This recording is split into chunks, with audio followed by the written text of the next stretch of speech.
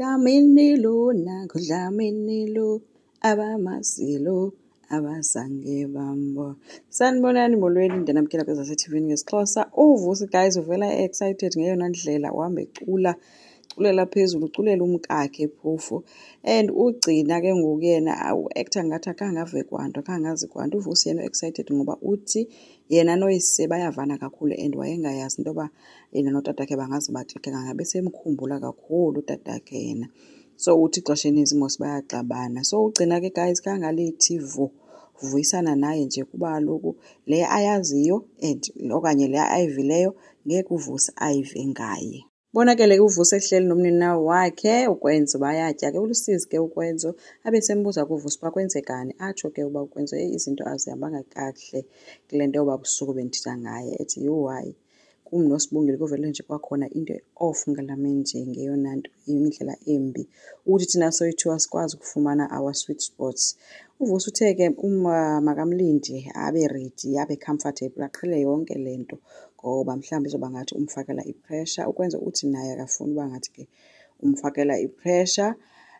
Uthi akazi noba nguye nalunengxaki nento edibenisene nabafazi phakathi. Uvusi umcebise ukuba ke angazifakeli ipressure naye futhi noSibongile angamfakeli ipressure otherwise bazoba right. Kanti ke ukwenza une-interview ke guys ngento ye-awards ke nomsebenzi wakhe omhle kakhulu. Uphendule ke yonke ke imibuzo ebuzwayo uba uzive njani ke noba abe ngomnye wee-nominees and ngubani ke wamxelela kuqala mhla kuthiwa kunomithiwe. Ukwenza ukutheka it's obvious kaloku uba yifemeli yam.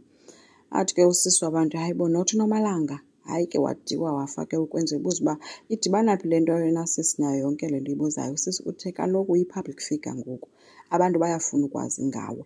Ukwenza uthe ndingarayithi if singathetha ngomsebenzi wam. Aqhubeke usisi wabantu abuze uba uthetha uba akekho umntu okhoyo empilweni yakho. Ukwenza uthe okay ke mandiphendule. Athi okwangoku ke ndisafowukhase kum. Usisi wabantu uthe leyo ke into ithethwa kakhulu ngabantu abebedivosa. Ingabe ukwenzo yena iyamsebenzela?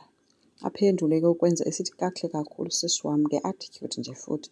Kubuzwe ukuba ke kukho le ntombazana efundayo kuthiwa wena uyathanda ubonwa uhamba nayo, ngubani igama layo? Ukwenza kubonakele guys efyuma ke yile mibuzo khange ayiphendule ke leyo iphathi. Sizomkhumbula mos ugcina into yoba ngeli xesha wayemkile kwaDlamini umntu owayemane ethetha naye ixesha elinintsi nguNeli. So uhambile ke waya kuNeli ke ogobhoza ke uba izinto kulo mzi azisafani.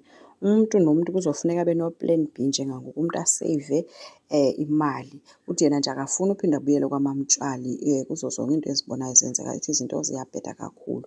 Umshiye uNeli ke ne-stress ngoba ke uthe makavuke emaqandeni. So uNeli ushiyeke ezibuza uba mthetho wakhona kwenzeka ntoni kwaDlamini. Uthe ke sehleli nabanye abasebenzi ke kwacana into yoba umudi ngale ndlela kakanayo nencoko bambuze ke abanye bakwenzekani. Abe seyithetha ke into yoba guys kuthiwa ubutyebi bakwaDlamini engathi buya ngasekupheleni ngokutsho kukagcina.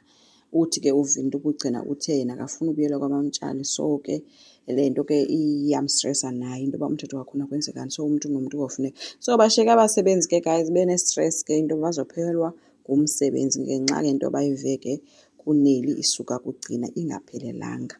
Enkosi ngicela siqhubeke subscribe, silike, singakhomenta futhi bye.